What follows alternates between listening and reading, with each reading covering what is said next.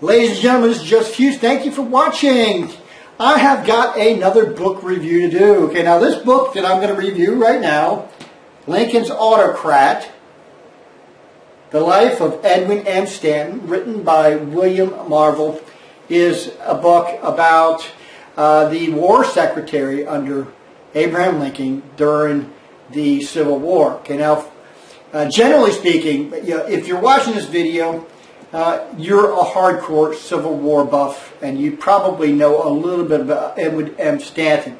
Okay, now, most casual Civil War buffs, people who casually study the war, don't know much about Edwin M. Stanton. Okay, now, I would like to posit something new about Edwin M. Stanton, or at least provide a label which I think is new. Of course, there isn't very much new under the sun anywhere. But when it comes to Civil War studies, I want to profess and I want to posit something new.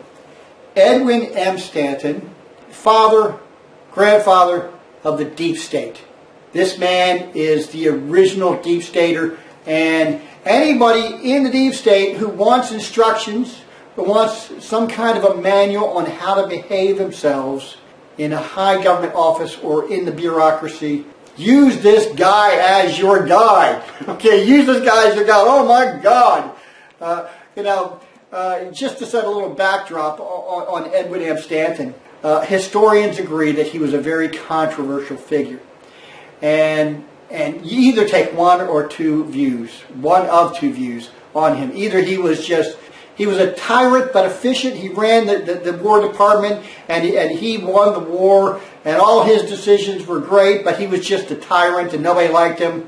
Or he was a tyrant, nobody liked him, and he sucked as the War Department head. So now this book right here kind of takes the second point of view, that he was just a tyrant. He undermined. The main disagreement is with his performance and his contribution to the Union war effort, whether it was a good contribution or a negative contribution. Of course, Edwin M. Stanton had served in the previous administration, which was the James Buchanan administration, and he would also serve in the subsequent Andrew Johnson administration. And universally, those who knew him considered him to be an intriguer, a person who would get into intrigues and destroy careers based on his own personal feelings, based on who he thought would be more malleable. He had no problems removing people from commands in the Army or in responsible positions who were extremely competent and replacing them with his own cronies who were incompetent. He had no problems doing that whatsoever.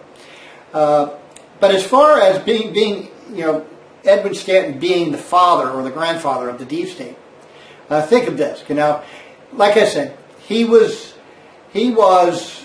in 3 different administrations, and ultimately he worked against and he betrayed all 3 administrations he worked in.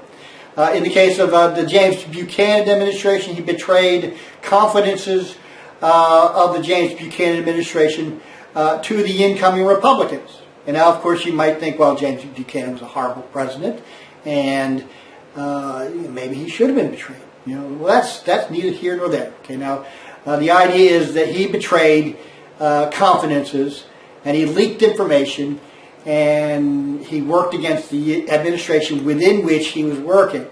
He did this also with the Lincoln administration, very often doing things that were contrary to what Abraham Lincoln wanted, very often attempting to manipulate Abraham Lincoln, very often withholding information from Abraham Lincoln, and very often making Abraham Lincoln standing in history suffer for many of the things that he did. Okay? And then, of course, during the Andrew Johnson administration, this is the man who the impeachment was revolved around. Okay?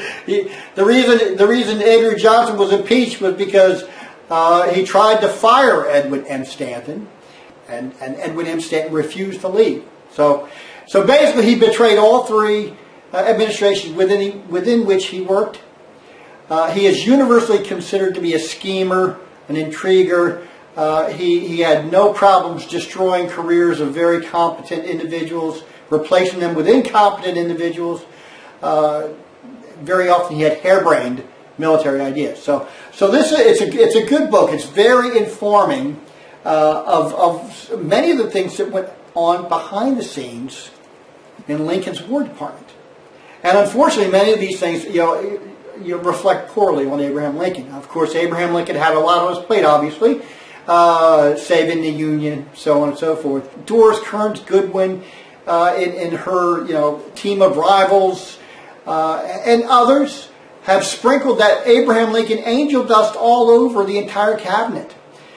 When some of the scoundrels in the cabinet didn't deserve the Lincoln angel dust. So I recommend this book. You'll learn an awful lot about the Union war effort behind the scenes, and you'll learn a lot about the person I consider to be the grandfather or the father of the deep state, a person who had no problems leaking information to the press to destroy his enemies. And I recommend this book. It's a good book. Okay, so Lincoln's Autocrat, The Life of Edwin Stanton, and the word autocrat is a very good description of him. He was an autocrat. He was a dictator within the federal government. And many of the things he did were constitutionally illegal, but he got away with it because there was this war. So, anyways, this is Joseph Hughes. I hope you enjoyed this. Get the book, read it, learn a little bit about the way things work behind the scenes.